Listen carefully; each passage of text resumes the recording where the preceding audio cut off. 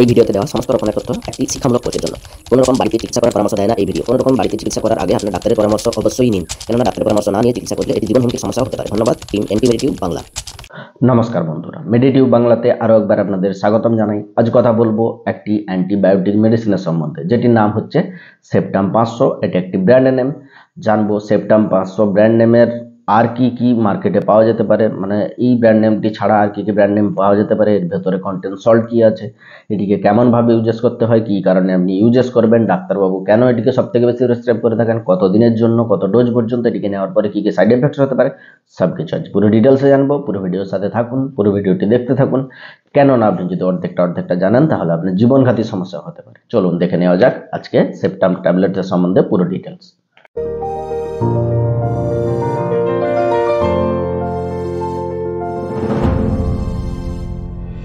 Septum tablet, যেটিকে GSK pharmaceutical কোম্পানির সাহায্যে মার্কেটে আনা হয়েছে, যেটি একটি প্রচুর প্রসিদ্ধ কোম্পানি।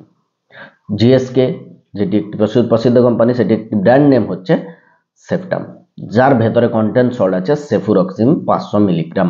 প্রত্যেক ট্যাবলেটে আপনি পেয়ে যাবেন সেফুরক্সিম 500 মিলিগ্রাম সেপ্টাম 500 ট্যাবলেটের ভেতরে। এই যে সেপ্টাম ট্যাবলেটটি হচ্ছে, যার ভেতরে সেফুরক্সিম আছে, সেফুরক্সিম আর কি ব্র্যান্ড নেমের ভেতরে পাওয়া যায়, যেমন জোসেফ ট্যাবলেটের মধ্যে পাওয়া যেতে পারে সেফুরক্সিম, সেফাকাইন ট্যাবলেটের ভেতরে পাওয়া যেতে পারে, জেফু ট্যাবলেটের ভেতরে পাওয়া যেতে পারে, আরও অনেক ব্র্যান্ড নেম আছে। যে কোনো ব্র্যান্ড নেম আপনি সস্তাতে পাবেন, সহজে পাবেন, আপনি নিতে পারেন। আমি স্ক্রিনে দিয়ে দিচ্ছি ব্র্যান্ড নেমগুলো, আপনি পজ করে দেখে নিতে পারেন ভিডিওটি। যে ব্র্যান্ড নেমটি আপনি সস্তাতে পাবেন, সহজে পাবেন, ডাক্তারবাবু প্রেসক্রাইব করে থাকবেন, ওই ব্র্যান্ডটি আপনি নিতে পারেন। একটু ভালো ব্র্যান্ড দেখে নিলে সবার কাজ একই হবে। বন্ধুরা, এই যে মেডিসিনটি, এটি একটি অ্যান্টিবায়োটিক মেডিসিনের শ্রেণীতে বিলং করে, যার কারণবশ এই যে ব্যাকটেরিয়াল ইনফেকশনগুলো হয় মানব শরীরে, সেইটাকে দূর করার জন্য এই ট্যাবলেটটি প্রচুর পরিমাণে ইউজেস করা হয়। নিউমোনিয়ার প্রবলেম, মানে ছাতিতে ইনফেকশন হয়ে গেছে, সেই সব কারণে লাংসে ইনফেকশন হয়ে গেছে, ফুসফুসে যে ইনফেকশন করা হয় তাকে নিউমোনিয়া বলা হয়। সেই ইনফেকশনটাকে ঠিক করার জন্য অন্যান্য অ্যান্টিবায়োটিকের থেকে এই অ্যান্টিবায়োটিকটি ভালো কাজ করে, যেটি প্রচুর পরিমাণে কাজ হয়। এটিকে আরও ব্যবহার করা হয় স্কিনের ইনফেকশন, মানে চামড়ার ইনফেকশন, সফট টিস্যু, মানে নরম যে মাংসপেশিগুলো আছে সেগুলোতে কিছু ইনফেকশন হয়ে গেলে, তার জন্য পা ফুলে গেছে সেরকম কিছু ইনফেকশন হলে, হাড়ের জয়েন্টের ভেতরে ইনফেকশন হলে এই অ্যান্টিবায়োটিকটি ইউজেস করা হয়। নাকের ইনফেকশন হলে, কানের ইনফেকশন হলে, চোখের ইনফেকশন হলেও এই অ্যান্টিবায়োটিকটি প্রচুর কাজ করে। সাইনাসের ইনফেকশনকে ঠিক করতে পারে এই অ্যান্টিবায়োটিকটি। গলার ইনফেকশন সব থেকে বেশি হয়, গলার ইনফেকশনকে ঠিক করতে পারে। ইউটিআই মানে ইউরিনারি ট্র্যাক্টে যে ইনফেকশন হয়, মানে পেচ্ছাপের ইনফেকশন যেটিকে বলা হয়, সেটিকে ঠিক করার জন্য এই অ্যান্টিবায়োটিকটা প্রচুর পরিমাণে ইউজেস করা হয়। সবথেকে বেশি ইউজেস করা হয় অপারেশনের পরে বা কোথাও আঘাত লাগলে ঘা শুকানোর জন্য। সবথেকে বেশি এই অ্যান্টিবায়োটিকটি ইউজেস করলে প্রচুর ভালো কাজ পাওয়া যায়। বন্ধুরা, এই যে মেডিসিনটি, এর ইউজেসগুলো জানলাম, ইউজেস জানার পরে জানবো এটিকে নেওয়ার পরে কী কী সাইড এফেক্টস হতে পারে। বন্ধুরা, এটিকে নেওয়ার পরে সাইড এফেক্টসের মধ্যে ভমিটিং টেন্ডেন্সি হতে পারে, মানে বমি ভাব লাগতে পারে, আপনার স্কিন র্যাশেস হতে পারে, পেটে ব্যথা হতে পারে, গ্যাস্ট্রিক ইরিটেশন হতে পারে, ভার্টিগো মানে আপনার মাথা ঘোরানোর সিমটম হতে পারে, আপনার আরও কিছু সাইড এফেক্ট দেখা দিতে পারে। যখন আপনার মনে হবে কিছু অপ্রত্যাশিত সাইড এফেক্ট, আপনি সঙ্গে সঙ্গে মেডিসিনটি বন্ধ করুন আর ডাক্তারের পরামর্শ নিন যে আপনাকে ভালো ট্রিটমেন্ট দিতে হবে, মেডিসিনটি চেঞ্জ করে বা তার ডোজ অ্যাডজাস্ট করে।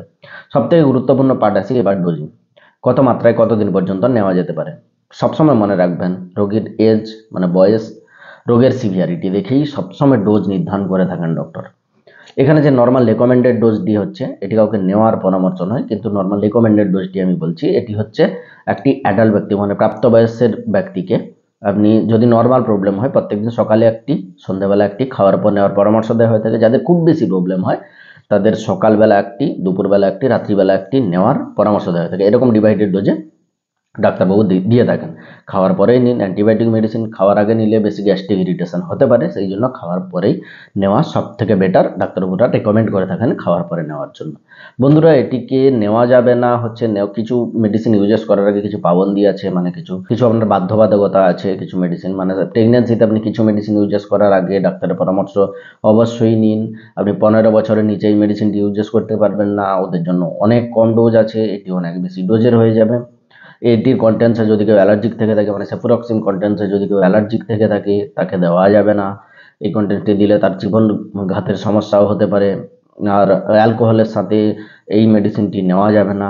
আর যাদের প্রচুর পরিমাণ ব্লাড প্রেশার হাই আছে তাদের নেওয়ার আগে ডাক্তারের পরামর্শ অবশ্যই নেবেন। টেস্ট ফিডিং মাদারেও সেম, আপনি ডাক্তারের পরামর্শ মতো ইউজেস করুন, নিজে থেকে ইউজেস করতে যাবেন না। বন্ধুরা, আজকের মতো এতটুকু ইনফরমেশন হচ্ছিল। যদি ভিডিওটি ভালো লাগে থাকে লাইক করুন, আমার চ্যানেলটিকে সাবস্ক্রাইব করে রাখুন আগে এরকমভাবে মেডিকেল রিলেটেড ভিডিও পাওয়ার জন্য। দেখা হবে পরে ভিডিওতে, ততক্ষণের জন্য ভালো থাকুন, সুরক্ষিত থাকুন, ধন্যবাদ।